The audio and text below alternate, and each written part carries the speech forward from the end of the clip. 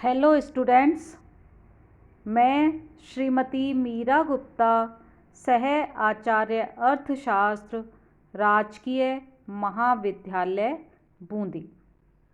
विद्यार्थियों, राष्ट्रीय आय पर आधारित वीडियो लेक्चर की इस श्रृंखला में आपका स्वागत है।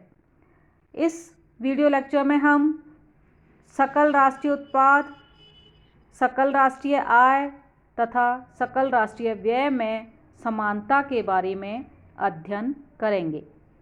विद्यार्थियों, हमने पिछले वीडियो लेक्चर्स में राष्ट्रीय आय की विभिन्न अवधारणाओं और राष्ट्रीय आय को मापने की विधियों का अध्ययन कर लिया है विस्तार से। तो अब हम इस वीडियो लेक्चर में ये आपको बताने का समझाने का प्रयास करेंगे कि राष्ट्रीय आय के अंतर्गत सकल राष्ट्रीय उत्पाद, सकल राष्ट्रीय आय तथा सकल राष्ट्रीय व्यय में किस प्रकार समानता होती है। ये तीनों एक दूसरे के बराबर होते हैं। विद्यार्थियों, हम सकल राष्ट्रीय उत्पाद, सकल राष्ट्रीय आय तथा सकल राष्ट्रीय व्यय में समानता को एक आइडेंटिटी यानी समानिका के माध्यम से भी व्यक्त करते हैं। यानी GNP is always equal to GNI, that is equal to GNE। यानी सकल राष्ट्रीय उत्पाद gross national product gross national income के बराबर है और gross national income gross national expenditure के बराबर हैं। ये तीनों एक दूसरे के बराबर हैं। तीनों विधियों से प्राप्त मौद्रिक मूल्य एक समान होता है। विद्यार्थियों, GNP देश के उत्पादन प्रवाह को व्यक्त करता है, GNI आय प्रवाह को व्यक्त करता है और GNE व्यय प्रवाह को व्यक्त करता है। विद्यार्थियों, अर्थव्यवस्था में उत्पादन, आय और व्यय का चक्र निरंतर चलता रहता है। इसको हम इस डायग्राम के माध्यम से भी देख सकते हैं। अर्थव्यवस्था में विभिन्न उत्पादन इकाइयों द्वारा जो उत्पादन किया जाता है उससे उत्पादन के साधनों को आय प्राप्त होती है और यही आय उनकी क्रय शक्ति होती है जो कि मांग को, वस्तुओं और सेवाओं की मांग को जन्म देती है। और वस्तुओं और सेवाओं की मांग पर आय को व्यय किया जाता है। आप देख सकते हैं यहाँ पर 2 सेक्टर इकोनॉमी के लिए दिखाया गया है। एक तरफ घरेलू क्षेत्र है, दूसरी तरफ व्यापारिक क्षेत्र है। घरेलू क्षेत्र व्यापारिक क्षेत्रों को श्रम, पूंजी, भूमि ये उत्पादन के साधन दे रहा है जिनकी सहायता से उत्पादन किया जाता है और उत्पादन प्रक्रिया में सृजित आय को मजदूरी, ब्याज लगान, लाभ इत्यादि के रूप में घरेलू क्षेत्र को दिया जा रहा है। यानी घरेलू क्षेत्र जो उत्पादन के साधनों का स्वामी है उनको आय प्राप्त हो रही है और इस आय को वस्तुओं और सेवाओं पर व्यय किया जा रहा है जिसके बदले में घरेलू क्षेत्र को वस्तुएं और सेवाएं प्राप्त हो रही हैं। इस प्रकार विद्यार्थियों, अर्थव्यवस्था में उत्पादन, आय और व्यय इसका चक्र निरंतर चलता रहता है और इनका संबंध क्रमशः उत्पादन, आय सृजन यानी वितरण और व्यय से होता है। यानी ये तीनों आपस में संबंधित हैं। यानी उत्पादन, वितरण यानी आय सृजन और व्यय तीनों आपस में संबंधित होते हैं और इनमें से एक भी क्रिया में व्यवधान हो जाए तो आय के चक्रीय प्रवाह का क्रम टूट जाता है। और विद्यार्थियों, हम बात कर रहे थे GNP, GNI और GNE इन तीनों में समानता होती है। तो मैं आपको पुनः बता दूं कि GNP एक देश में एक वर्ष की अवधि में उत्पादित समस्त अंतिम वस्तु और सेवाओं का बाजार मूल्य होती है।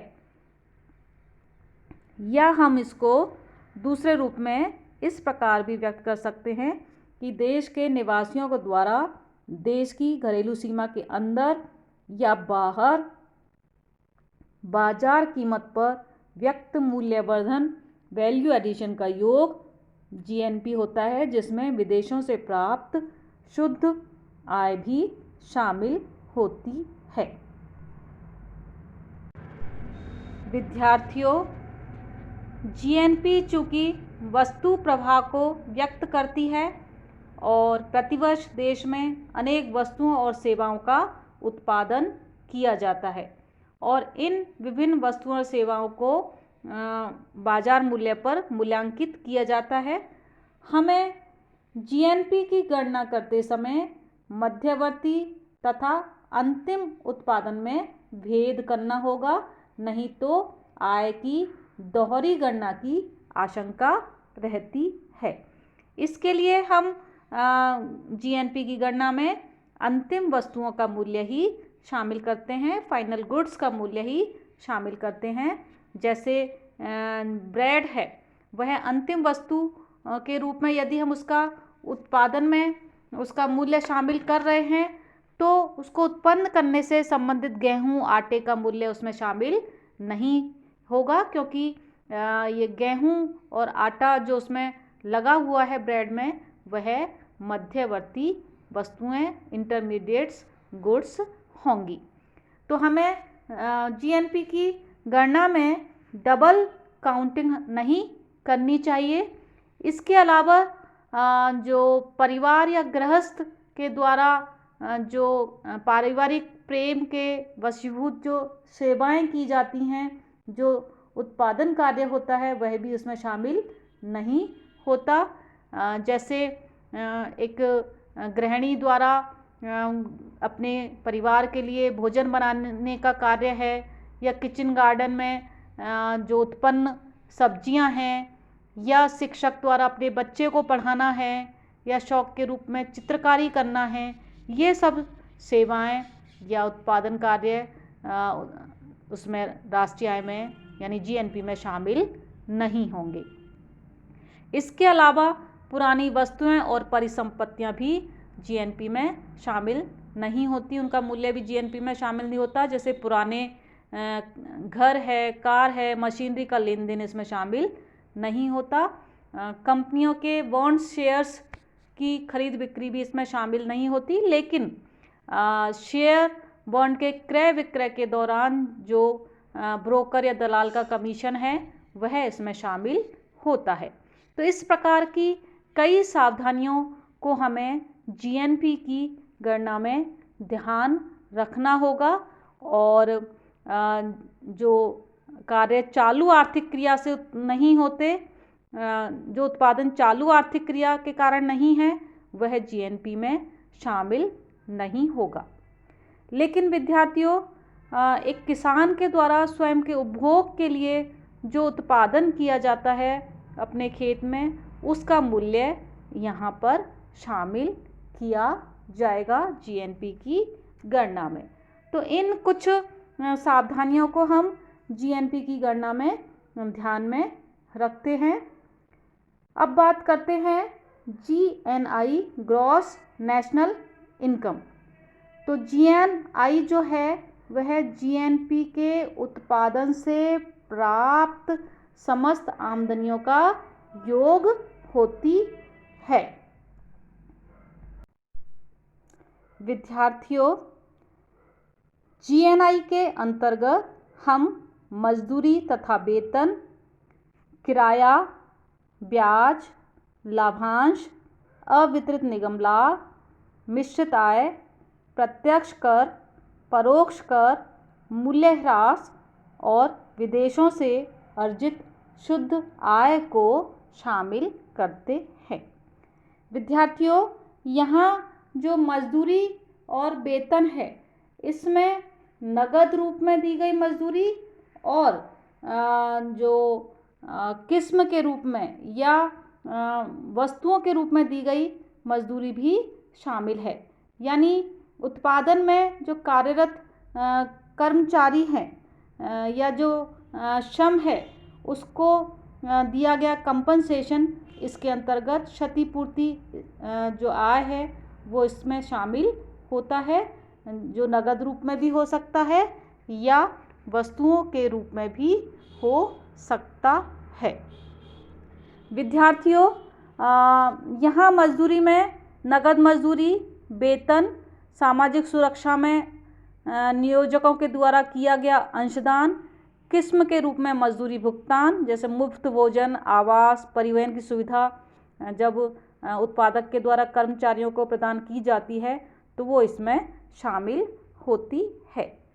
और किराए के अंतर्गत स्वयं उपभोग के लिए जो मकान किराया है यानी आरोपित किराया, इम्प्यूटेड वैल्यू इसमें शामिल है। यानी जो ओनर हैं, जो ओनर ऑक्यूपाइड हाउस हैं, स्व अधिकृत आवास हैं, उनका आरोपित किराया भी इसमें शामिल होता है। इसके अलावा इसमें ब्याज, लाभांश, अवितरित निगम लाभ, मिश्रित आय, प्रत्यक्ष कर, परोक्ष कर, मूल्यह्रास, विदेशों से अर्जित आय शामिल होती है। क्योंकि हमने देखा जीएनपी में भी हम विदेशों से प्राप्त आय को जीएनपी में शामिल करते हैं, तो यहाँ पर भी विदेशों से अर्जित शुद्ध आय शामिल है।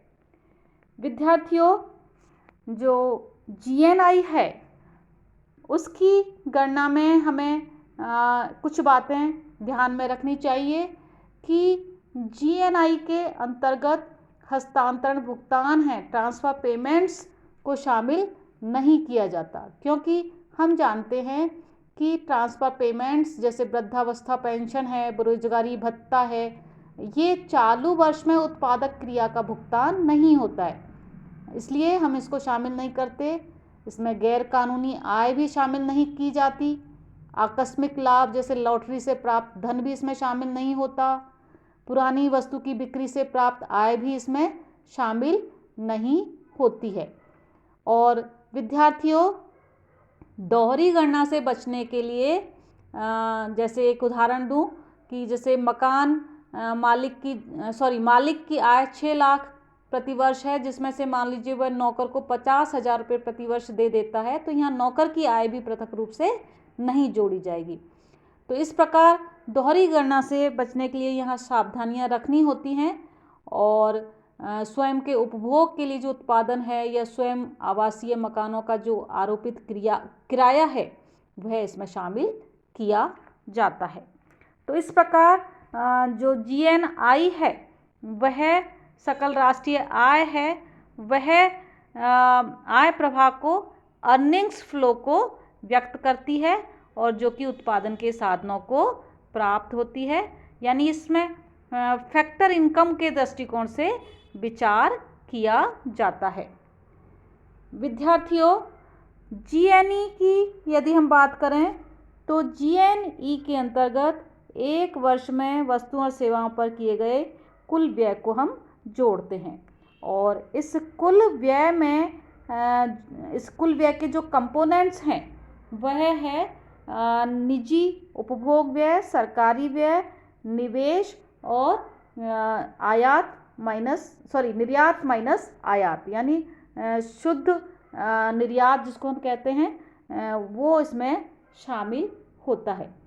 तो व्यय विधि के अंतर्गत जब हम जीएनई की गणना करते हैं तो इसमें देश के लोगों द्वारा किसी वर्ष विशेष में जो व्यय किया जाता है उसका योग किया जाता है। ये जो व्यय है उपभोग पर हो सकता है, विनियोग पर हो सकता है, और उपभोग पर किए जाने वाले व्यय को हम अंतिम उपभोग कहते हैं। और ये अंतिम उपभोग परिवारों के द्वारा और सामान्यतः सरकार के द्वारा किया जाता है। विद्यार्थियों, इसमें आयात निर्यात व्यय का भी समावेश होता है, क्योंकि आजकल की अर्थव्यवस्थाएं खुली अर्थव्यवस्था हैं जिसमें आपस में आयात निर्यात होता है। तो एक देश की जो सामान्य सरकार है और परिवार हैं वो परिवार क्षेत्र है वो विदेशों से उपभोग एवं विनियोग की वस्तुएं खरीदते हैं। जिसे हम आयात पर व्यय कहते हैं, और बेचने वाले देश की दृष्टि से वो है निर्यात कहलाता है। तो यहाँ पर हम आयात और निर्यात का जो अंतर है वह लेते हैं, और कुछ वस्तुओं के अतिरिक्त सेवाओं का भी आयात निर्यात किया जाता है, जैसे जहाजानी उद्योग है, बीमा संबंधी सेवाएं हैं, हवाई जहाज संबंधी सेवाएं हैं, बैंकिंग सेवाएं हैं, पर्यटन संबंधी सेवाएं हैं। तो इन सब पर जो व्यय है, आयात निर्यात का जो अंतर है वह हम इसको शामिल इसमें करते हैं। विद्यार्थियों, यहाँ पर जो निजी उपभोग व्यय है उसके अंतर्गत जो टिकाऊ वस्तु हैं और जो गैर टिकाऊ वस्तु हैं, दोनों पर किया गया व्यय शामिल होता है।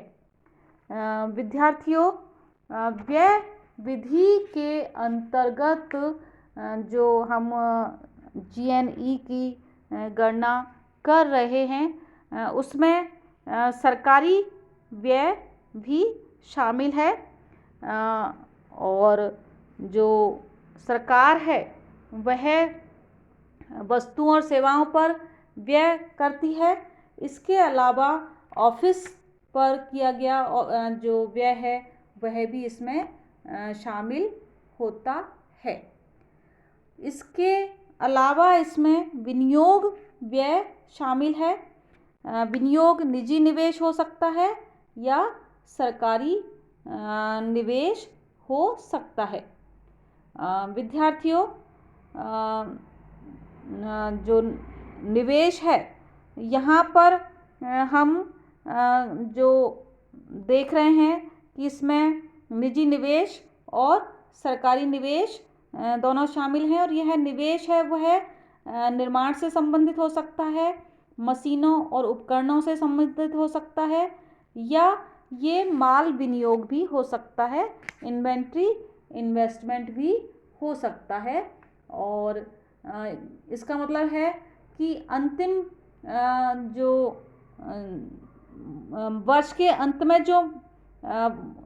जो कंपनीज हैं, उत्पादक है, उनके पास जो माल का स्टॉक है, वर्ष के प्रारंभ में जो माल का स्टॉक है उसका अंतर हम इन्वेंट्री इन्वेस्टमेंट में शामिल करते हैं। और उसके अलावा हम इसका जो चौथा कंपोनेंट है वह है शुद्ध निर्यात, यानी वैल्यू ऑफ नेट एक्सपोर्ट, यानी निर्यातों में से आयातों को घटाकर शुद्ध निर्यात मूल्य ज्ञात किया जाता है।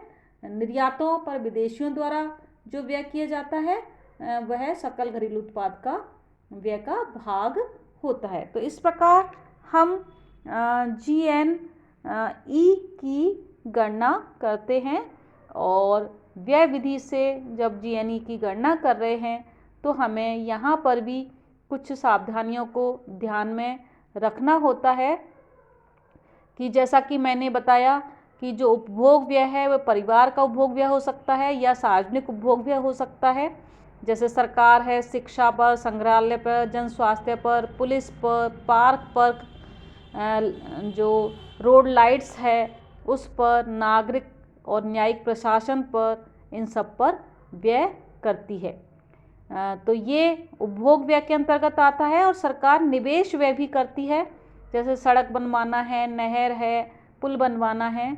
तो हमें सरकार के व्यय को उपभोग और निवेश व्यय में विभाजित करते समय भी सावधानी रखनी चाहिए। और जो निजी क्षेत्र है, परिवार क्षेत्र है, उसका व्यय भी निवेश व्यय या उपभोग व्यय हो सकता है। जैसे मैं आपको एक उदाहरण दूं कि मान लीजिए कि एक परिवार के द्वारा कार खरीदी जाती है तो वह उपभोग व्यय कहलाता है, लेकिन यदि उस कार को टैक्सी के रूप में चलाया जाए परिवार के द्वारा तो वो निवेश व्यय के अंतर्गत आएगा। तो इस प्रकार हमें व्यय किस मद में आएगा इसमें हमें सावधानी रखनी चाहिए। और दूसरा, इसमें हस्तांतरण भुगतान जो कि सरकार के द्वारा किए जाते हैं, जैसे राष्ट्रीय ऋण पर ब्याज है, पेंशन है, बेरोजगारी भत्ता है, उसको इसमें शामिल नहीं किया जाता क्योंकि ये चालू आर्थिक क्रियाओं के लिए नहीं होता है। तो विद्यार्थियों, यदि इन तीनों दृष्टियों से गणना की जाती है तो ये तीनों दृष्टियों से जो परिणाम हैं लगभग एक समान होते हैं, यानी इनसे समान मौद्रिक मूल्य प्राप्त होता है। जीएनपी, जीएनई और जीएनआई तीनों की मौद्रिक मूल्य एक समान होता है। कभी कभी इनमें थोड़ा बहुत अंतर हो सकता है, वो आंकड़ों की उपलब्धि और शुद्धता के कारण हो सकता है। तो इसलिए जो जीएनपी, जीएनआई और जीएनई तीनों एक दूसरे के बराबर होते हैं। और विद्यार्थियों, इन तीनों धारणाओं में पारस्परिक समानता है और ये तीनों सकल रूप में बराबर होते हैं, और यानी सकल राष्ट्रीय उत्पाद का मूल्य सकल राष्ट्रीय आय और सकल राष्ट्रीय व्यय के बराबर होता है। साथ में मूल्य ह्रास घटाने पर शुद्ध राशि के रूप में भी ये बराबर होते हैं, यानी एनएनपी जो कि जीएनपी माइनस मूल्य ह्रास होती है एनएनपी, तो NNP NNI net national income और NNE net national expenditure, NNP net national product, ये तीनों भी एक दूसरे के बराबर होते हैं, यानी ये शुद्ध राशि के रूप में भी बराबर होते हैं। विद्यार्थियों, मैं समझती हूँ कि आपको समझ में आ गया होगा कि राष्ट्रीय आय की अवधारणाओं के अंतर्गत ये तीनों जो कंसेप्ट हैं ये एक दूसरे के बराबर होते हैं, इन्हें प्रायः समानिका के रूप में व्यक्त किया जाता है। और इस वीडियो लेक्चर को बनाने के लिए मैंने समष्टि अर्थशास्त्र एमसी वैश्य, समष्टि अर्थशास्त्र एमएल झिंगन, समष्टि आर्थिक विश्लेषण जीसी सिंघई एवं जेपी मिश्रा की किताबों का उपयोग इसमें किया है। आप इसको वीडियो को ध्यान से सुने, देखें, आपको ये तीनों अवधारणाओं की समानता समझ में आएगी। अभी के लिए इतना ही काफ़ी है। Thank you.